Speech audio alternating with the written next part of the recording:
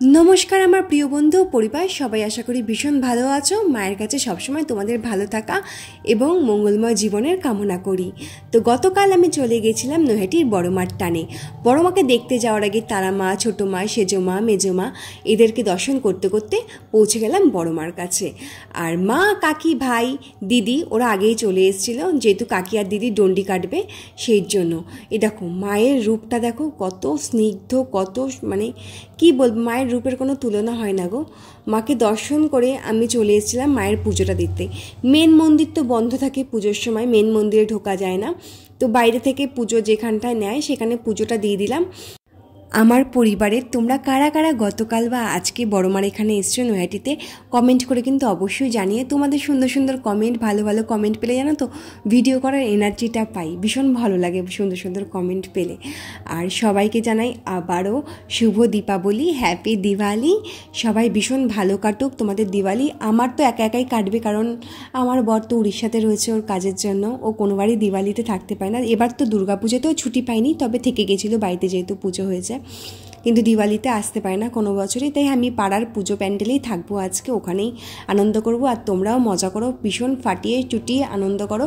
তবে হ্যাঁ, তোমরা বাজি ফাটানোর সময় অবশ্যই একটু সাবধানতা বজায় রেখো, যাতে অবলা পশু পাখির গায়ে সেগুলো না লাগে, এবং নিজেরা সেফটি বজায় রেখে কিন্তু বাজি ফাটিও। এখানে দেখো সবাই ডন্ডি কাটছিল বড় মার এখানে, হাজারো হাজারো মানুষ এখানে ডন্ডি কাটতে আসে। আর কাকি আর দিদির ওদের আগেই কাটা হয়ে গেছে, আমি আসার আগে। প্রচুর দূর দূর থেকে জানো তো মানুষ আসে বড় মার টানে এই ডন্ডি কাটতে। আর এটা শোনা যায় যে মা কিন্তু কাউকে ফেরায় না, সবার মনস্কামনা পূরণ করে মা। বড় মার এখানে বহু ভক্ত রয়েছে যারা মানে একদম মন থেকে মাকে ভীষণভাবে মানে, আর তাদের ভীষণ চাওয়া পাওয়াগুলো পূরণও হয়। তাই জন্য এত এত লাখ লাখ কোটি কোটি মানুষ এখানে ডন্ডি কাটতে আসে। বড় মার এই বড় মূর্তির সামনে মাথা নত করে মায়ের কাছে সমস্ত ক্ষমা জানালাম। আর মায়ের সত্যি চোখটার দিকে তাকালে জানো না, আলাদা একটা মানে শান্তি মেলে, আলাদাই একটা, আমি তুলনা করতে পারবো না, আমার কাছে তুলনা করার কিছু নেই মায়ের রূপের।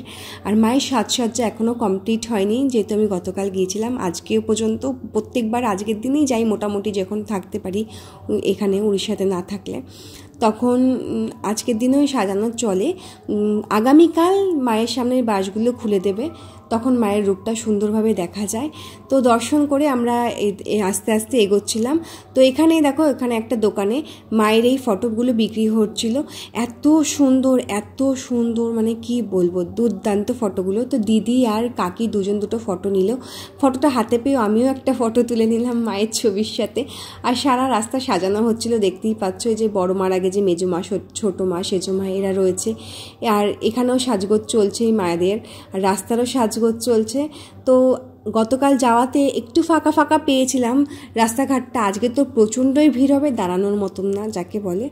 তো কালকেও মোটামুটি ভালোই ভিড় ছিল, ওই ভিড়ের মধ্যে একটু আর কি হালকা ফালকা ছিল কালকে, তাই জন্য একটু ফটো ভিডিও নিতে পেরেছি।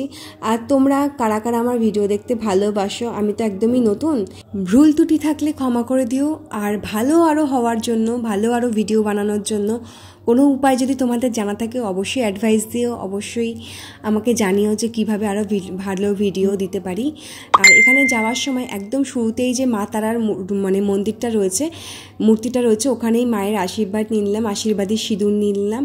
এই মায়ের রূপটা দেখো কি সুন্দর না, কি মানে করুণাময়ী তারা মায়ের এই রূপটা, ভীষণই সুন্দর। তো এখানটা একটু হালকা হালকা থাকাতে ভিড়টা, এখানেও কিছুটা সময় আমরা কাটালাম সবাই মিলে। যতই যেখানে ঘুরতে যাও না কেন, ঠাকুর স্থানে গেলে না একটা আলাদাই শান্তি মেলে। তখন চারিদিকটা যেন কত স্নিগ্ধ, কত মনোরম, কত শান্তিময় হয়ে ওঠে। পুজো দেওয়া হয়ে গেছে, এখন আমরা এখান থেকে বেরিয়ে পাশে একটা মিষ্টির দোকান আছে, ওখানে যাব কচুরি খেতে, যেহেতু সকাল থেকে সবাই না খাওয়া। আর হ্যাঁ, কমেন্টে কিন্তু সবাই জয় বড়মা বলে যেও।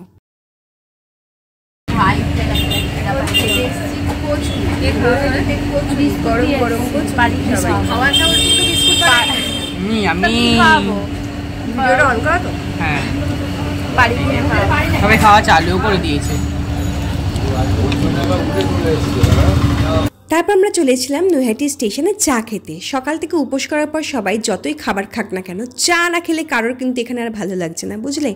চা হচ্ছে আমাদের ইমোশন, হ্যাপিনেস, মাথা যন্ত্রণার ওষুধ, আরও সমস্ত কিছুর ওষুধ হচ্ছে এখন চা।